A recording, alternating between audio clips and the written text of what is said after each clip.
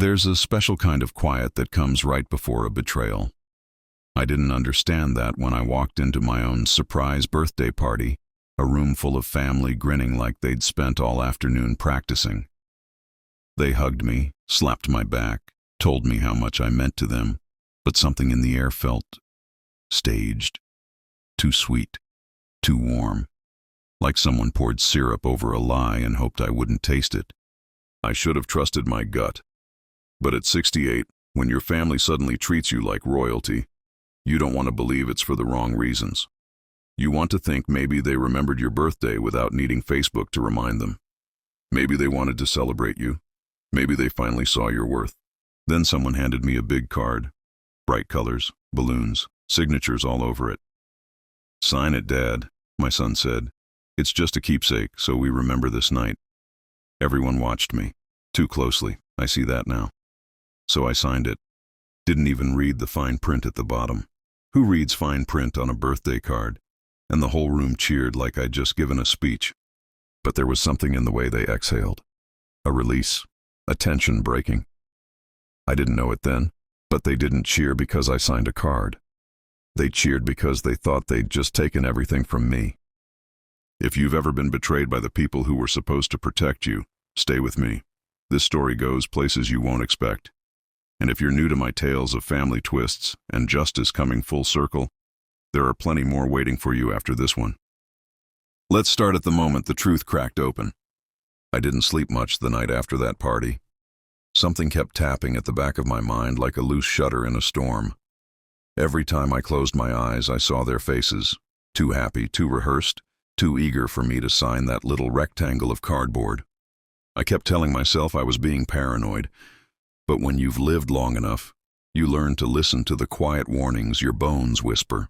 3 days later, the first letter arrived, a thick envelope from the county office. I figured it was a routine tax update, nothing more.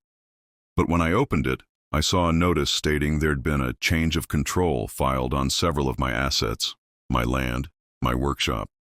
Even the lake cabin my father built by hand back in '68, all listed under reassigned management. Management of my own property? The next morning, my online bank login froze. My retirement account showed limited access. My business account had restrictions. I called the bank and the man on the phone said something cold and scripted. "Sir, the control documents on your file have been updated. We need signatures from the authorized parties." Authorized parties, plural. And not one of them was me. It felt like the floor dropped out from under me. Not slowly, instantly. Like I'd stepped through a rotten board I didn't know was weak. So I drove to see my eldest daughter, just to make sense of things. She was the ringleader of the party planning committee, always quick to smile, always quicker to hide things behind it. When she opened the door, she looked nervous, not surprised, nervous. "Dad, what are you doing here?" she asked, blocking the doorway with her body. I held up the letter. "Tell me what this means." She swallowed hard. Her eyes dropped to the floor. "We didn't think you'd take it well." "Take what well?" She stepped back and let me in. The living room was spotless, like she'd been expecting someone important. But not me. No, she wasn't ready for me. "Dad, we only did what we had to," she said. "You're getting older. You forget things. You trust people too easily. We were trying to protect you." I stared at her. "Protect me by taking my property?" "It's not taking, it's transferring responsibility." There it was, the rot under the wrapping. "Show me the documents," I said. She hesitated. Then she went to her purse and pulled out a folder. Thick, tabbed, too prepared. She handed it to me with trembling fingers. And on top, there it was. My signature. Clear as day at the bottom of the thing they'd handed me at the party. Only it wasn't a card.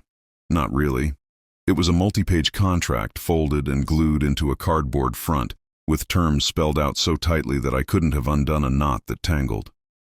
I read in silence. Control shifted. Management rights reassigned. Financial oversight transferred to family-appointed trustees. I looked up at her. "All of you signed this already?" She didn't deny it. "Why?" I finally asked. Her answer was exactly what broke something inside me. "Because we thought you wouldn't be around much longer." That hit like an elbow to the ribs. Not because I'm afraid of dying. I made peace with that decades ago. but because they'd already written me off, already decided I was a burden, a loose end, something to tidy up. My hands shook, not with fear, with something colder, older, something you only feel when you realize you've been played like a fool by your own blood. You know, I said quietly, your brother and sister were smiling real wide that night too. She didn't look me in the eye. That told me everything. I set the folder on her coffee table. I'm going, I said, and don't call me until I've talked to someone who actually cares what's legal in this world. Dad, please don't do anything dramatic. Dramatic? I laughed once, deep and humorless. You took my estate. You took my rights. You took control of everything your mother and I spent our lives building. And you're telling me not to be dramatic? I walked out before she could answer. By the time I got to my truck, I already knew where I was heading.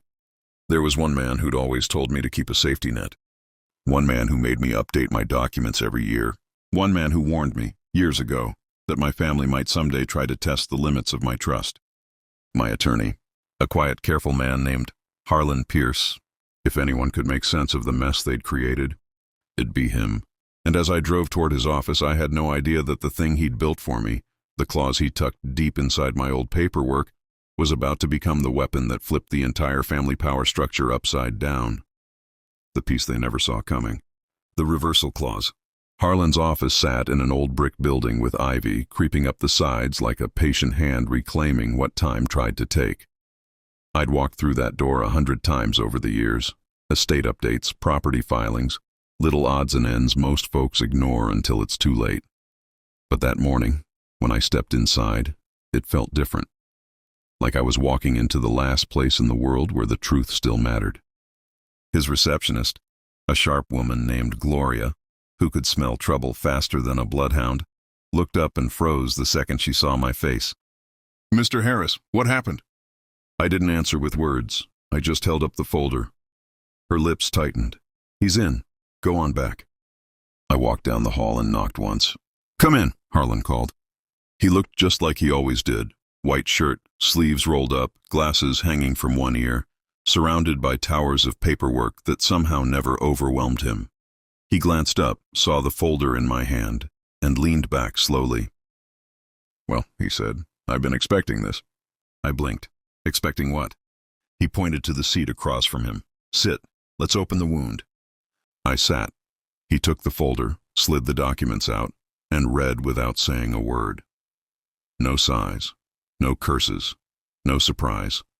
Just a quiet, focused stare like he was reading a weather report for a storm he already knew was coming. When he finally looked up, his voice was calm. Harry, they played you. I let out a bitter laugh. I'm aware. No, he said. I mean, they played you badly, sloppily. They didn't hide the signatures right. They didn't validate the reassignment with independent witnesses. They filed too quickly. They overreached. So what does that mean? It means, he said, leaning forward, they didn't read your real documents. That made me pause. What real documents? Harlan pulled a thick binder from his drawer, one I recognized. My estate binder. The one he made me redo every year like it was a yearly physical for my assets. But this time, when he opened it, he turned to a section I'd never seen. Years ago, he said, when your children started fighting among themselves, I warned you that this might happen. Families do it all the time, take advantage of the elder while smiling straight into their face. So, I built in a safeguard. He tapped a paragraph buried deep in the stack. A clause. A reversal clause. I leaned in. The text was dense, legal, and cold as steel. But the meaning was simple enough. If I ever signed away control of my estate under false pretenses, coercion, manipulation, or intent not fully disclosed, the entire transfer became void the moment I declared it. And everything reverted back to me. Immediately. Automatically. No contest. My heart thumped once hard. You're telling me, I said slowly, that all I have to do is invoke this clause, and I get everything back? Yes, he said. Every property, every account, every managerial right, instantly. Even if they already filed documents. Especially if they filed documents, he said. Their filings prove they acted without proper disclosure. I sat back. The chair creaked under the weight of what he'd just said. But Harry, He continued, voice softening. There's a catch. I looked up. What kind of catch? The clause requires personal delivery, direct confrontation. You have to inform each controlling party in person that you were misled and that you're invoking the reversal. Only then does the legal machinery ignite. I felt the sting of that, looking them in the eye. Each one who lied to me. Each one who smiled while taking everything I had. Is that really necessary? I asked. Yes, he said, because the confrontation forces acknowledgement, forces truth, forces intent to surface. Courts don't like hidden battles. They prefer clean breaks. I exhaled through my nose, long and heavy. They're not going to take that well. No, he agreed. They're going to be furious, scared, defensive, but they won't be able to stop it. We sat in silence a moment. Then he added something that stopped my breath cold. And one more thing. Once you invoke the reversal clause, the estate structure changes, permanently. Nobody can touch your assets again without your explicit notarized approval. Not even your children. I stared at him. You really built all that for me? I built it, he said simply, because I've seen too many families do worse to someone who trusted them, and I wasn't going to let that happen to you. My throat tightened. I wasn't expecting that kind of loyalty today, not from anyone. So what do I do first? I asked. Harlan closed the binder, slid the fraudulent contract back into its folder, and handed it to me. You go home, he said. You rest. Tomorrow you start knocking on doors, and you tell each one of them exactly what they did and exactly how you're taking it all back. And when that's done, I asked. He smiled, not a warm smile, not a gloating one, a precise smile, a lawyer's smile. Then, he said, you walk into the county office and file your reversal, and you watch the entire scheme collapse like wet cardboard. As I left his office that day, the sun was setting behind the trees. The world looked the same as it always did. Cars drove past, people walked their dogs, someone laughed across the street. But inside me, something heavy had shifted. They thought they stole everything. They thought I was too old, too soft, too trusting. They didn't know I was walking into tomorrow armed with the one thing none of them ever expected. A way to take it all back. I didn't sleep the night after my meeting with Cole. My mind paced the length of my bedroom just as much as my feet did. I kept replaying that birthday night in my head. Every laugh, every clink of a glass, every moment I told myself I was being paranoid. I kept imagining the moment they slid that envelope toward me, watching for any sign I could have caught. But the truth is, people rarely see betrayal coming when it's dressed up as a celebration. It hits harder that way.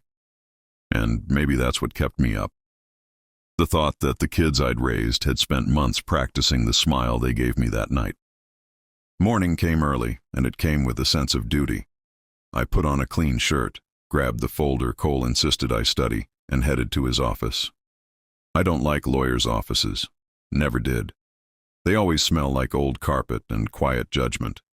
But that morning, stepping inside felt like stepping into a bunker before a battle. Cole was already standing by the window, tie loosened, coffee in hand, looking like he hadn't slept either. He nodded at me, a silent good morning, and motioned to the chair across from him. He started walking me through pages of the contract again, only this time he wasn't going line by line. He was showing me what the kids didn't expect me to see. They'd skipped entire sections when they explained it to me. They highlighted the parts that made it look harmless, like they were just asking permission to manage a few accounts while I enjoyed retirement, as they put it. But the real guts of the document were buried deeper. Hidden transfer of authority, hidden financial reassignments, and that clause, Section 14C, the one Cole believed would save me. That clause was the kind of thing you'd skim over unless you were trained to find it. It stated that any transfer of authority would be rendered invalid if the signing party was misled about the nature of the document.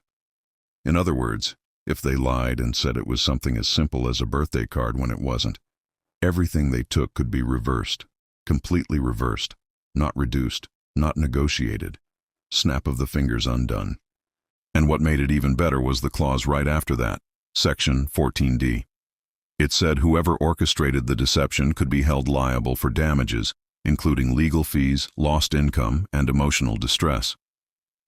My kids hadn't just shot themselves in the foot. They'd loaded the gun, aimed it at their own shoes, and asked me to pull the trigger for them. If they had gone to a professional to draft this thing, it would have been airtight. But they got lazy. They downloaded some generic contract template off the internet and modified it themselves.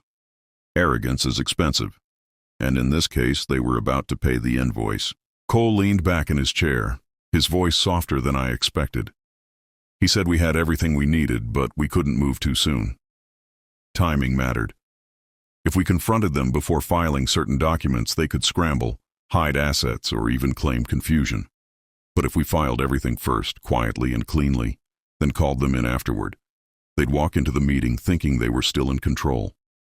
I nodded along, but inside I felt something twisting. Not anger. No, I'd already burned through that. It was that old ache in my ribs, the one that shows up when family crosses a line you didn't think they were capable of crossing. I wasn't raised to fight my own kids. I was raised to protect them. But they'd forgotten that protection doesn't mean rolling over when they decide to play king of the castle. On the drive home, I thought about calling one of them, maybe giving them a chance to come clean. But I knew better. When someone decides you're a stepping stone, they don't suddenly grow a conscience because the stone talks back. They only feel bad when the ground shifts under them. So I waited. I spent the next few days letting Cole handle the work. He drafted filings, recorded statements, and gathered evidence. I stayed quiet. I stayed still. And sometimes staying still is the loudest thing you can do. Then, on Friday morning, he called me with a tone that said everything before he spoke. The filings were complete, submitted, processed, stamped with the kind of authority that doesn't bend for apologies. All we had to do now was bring the kids in. He scheduled a meeting at his office. Neutral territory, though it didn't feel neutral from where I sat. I arrived first, partly because I wanted to settle my nerves, and partly because I didn't want to walk into a room where they were already laughing together like nothing was wrong. I sat in that chair again, the one across from his desk, and waited. A few minutes later, I heard footsteps. 3 sets. My 3 kids walked in, all pretending they weren't confused, though their eyes darted around like they were expecting a surprise. Maybe another birthday card. Cole stood, greeted them, and then looked at me. And that was the moment I felt everything shift, not in anger, not in sadness, but in clarity. This wasn't the ambush I'd suffered. This was the reckoning they earned. Cole opened the folder, tapped Section 14C with his finger, and said 4 words that froze the air in the room. This clause saves him. And just like that, the game changed. The room went silent in a way I'd never heard before. Not even the kind of silence you get after a fight. This was the kind of silence that happens when truth hits so hard it steals the air right out of a person's lungs. My 3 kids sat frozen across from me.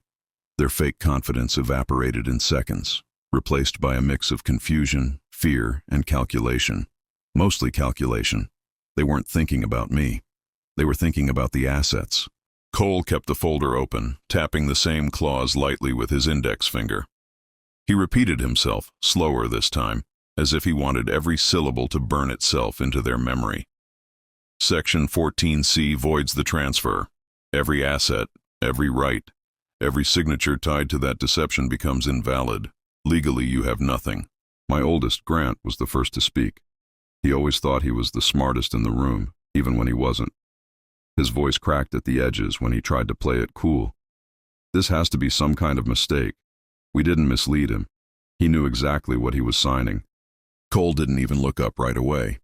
He just flipped to the next section like he had been waiting for that line. Then he reached into another folder, pulled out a small USB drive, and placed it between them like a loaded weapon. And this, he said, is the security footage from the event space. Multiple angles, audio included. Every moment you told your father it was just a birthday card. Every joke, every reassurance, every time you pushed him to sign without reading anything. You could have heard a pin drop. Then my middle son, Mason, leaned forward with a shaky breath. You recorded us? I finally spoke. My voice didn't rise, didn't shake. It was calm in a way that came from months of hurt settling into certainty. I didn't record you. The place where you decided to hold the little celebration records everything.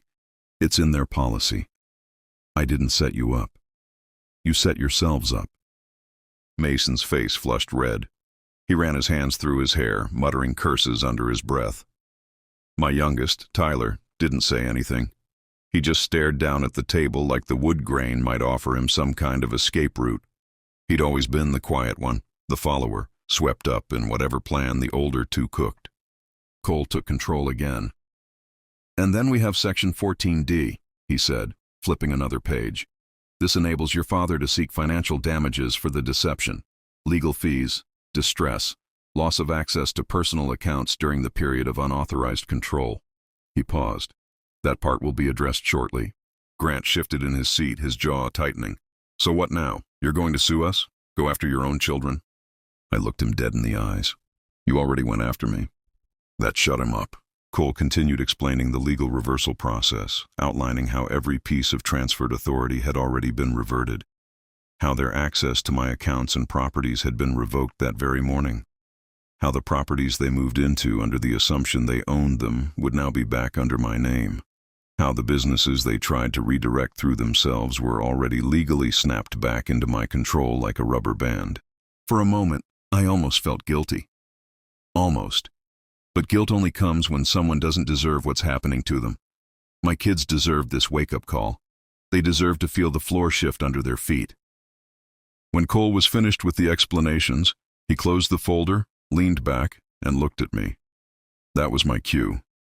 I took a slow breath, letting the weight of the moment settle over the table. "I'm not pressing charges," I said. All three of them visibly relaxed for half a second. "But," I continued, and the tension snapped right back, "there will be rules, boundaries. You don't get to walk away from this like nothing happened." Grant folded his arms. "You can't control our lives." "I'm not trying to," I said. "I'm controlling mine."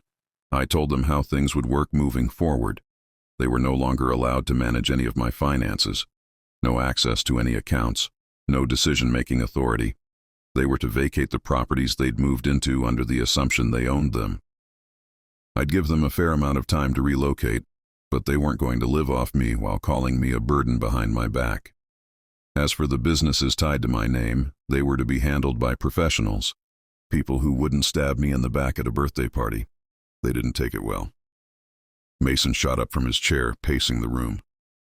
"You're ruining everything we built," he shouted. I kept my voice quiet. "You didn't build anything. You tried to take what I built." Tyler finally spoke up, his voice soft. "Dad, we didn't think it would go this far." "That's the problem," I said. "You didn't think." Then Cole slid a second folder across the table. "These," he said, "are voluntary acknowledgement forms. Not admissions of guilt, just acknowledgements that you understand the reversal and agree not to contest it. Signing these prevents this from escalating into something far more serious." Grant stared at the folder like it was poison. "And if we don't sign?" Cole gave him the kind of smile lawyers give right before someone loses something expensive. "Then we pursue Section 14D to its fullest extent, and you will lose, publicly." I watched something break in their expressions. Pride, ego, entitlement. Take your pick.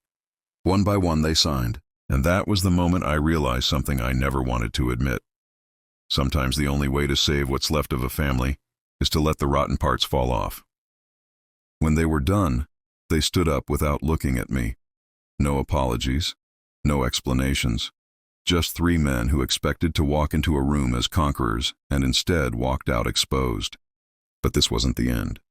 This was the calm before the real storm. And I could feel it coming. After they signed those acknowledgement forms, the room emptied fast. They moved like men walking out of a courtroom, not a meeting with their father. The door clicked shut behind them, and for the first time in months, I felt the tension release from my chest. Not fully, just enough to breathe. Cole gathered his folders, slid the USB back into his briefcase, and gave me one of those long, knowing looks. "You handled that better than most," he said. "Most cases like this end with a parent crying or caving." I chuckled softly. "I've done enough caving in my life. Time to build something solid again." He nodded and let himself out, leaving me alone in the quiet. A soft, humming quiet. The kind that comes after a storm, but before you start repairing the fences. I sat there at the table, thinking about every moment that had led us here. Every insult disguised as a joke. Every time they patted me on the back like I was some old fool who should count himself lucky they even remembered my name. The part that hurt the most wasn't the attempted theft. It was realizing they didn't think of me as family anymore, just an obstacle. Over the next few days, the aftermath settled like dust. Slow, irritating, impossible to ignore. Grant was the first to reach out, not to apologize, but to negotiate the move-out timeline. He tried to spin it like he was being reasonable. I told him 30 days was more than generous. He hung up on me. Mason didn't call at all. He just sent a text with a thumbs-up emoji, like that was supposed to cover the fact he'd tried to steal the roof over my head. And Tyler? He sent a message late at night saying he was sorry, that he never meant for things to go that far, that he didn't want to lose me. That one hurt in a different way. Not because he apologized, but because he waited until everything collapsed before finding his conscience. A week later, Cole and I met to finalize the reversal paperwork. Everything had gone through just as he predicted. Every signature tied to deceit had been invalidated. My accounts were back. My properties were back. My businesses were back. And the reversal clause had placed everything right back where it should have been from the start. You know, Cole said as we walked through the final stack, you could still move forward with Section 14D. Financial damages alone would be significant. I closed the folder and shook my head. I'm not dragging them through the mud. I just needed my life back. He accepted that without argument. That's why I trusted him. He never pushed me into battles I didn't choose. Now I wish the story ended right there. I wish the lesson settled in and everyone moved on. But life doesn't wrap itself up in a neat little bow. Not when ego is involved. 2 weeks after the reversal, Grant showed up at my house unannounced. No knock, no call. Just marched up the porch with his chest puffed out like he still owned the world. I opened the door and immediately caught the smell of cheap cologne and expensive anger. We need to talk, he barked. I stepped aside, mostly because I didn't want the neighbors listening. He walked in and spun around, eyes blazing. You humiliated us. Do you understand that? I leaned a hand on the counter. You humiliated yourselves. You think this is over? You think you can just take everything back and pretend we're the bad guys? You are the bad guys, I said calmly. You lied, you stole, you manipulated, and you did it with smiles on your faces. He pointed at me like a prosecutor. We were trying to protect what you built. We didn't want you to mess everything up in your old age. That got my blood hot in a way I hadn't felt in years. Protect? Don't you dare use that word. What you wanted was control. You wanted my name, my businesses, my land, every piece of my life, without earning a single minute of it. For a moment he froze. Then his shoulders slumped. The truth hit him, but not enough to change him. Just enough to weaken the mask. I don't want to lose you, Dad, he said quietly. That's the part that broke me, because I knew he was telling the truth, and yet it still wasn't enough. His fear of losing access to my assets was stronger than his desire to keep me in his life. That's the kind of thing only age lets you recognize. I walked over and put a hand on his shoulder. You haven't lost me, but you will if you ever pull something like that again. He swallowed hard. For the first time since this whole mess started, he looked small. Not weak, just human. We'll figure it out, I told him. But not today. Today I need space. He nodded, stepped out onto the porch, and left without another word. And that was the turning point. Not the paperwork, not the confrontation, but that moment when he realized love can't be faked and trust can't be forced. Months passed. Things settled. The boys distanced themselves, not out of spite, but out of embarrassment. You don't try to take down your own father and come back like nothing happened.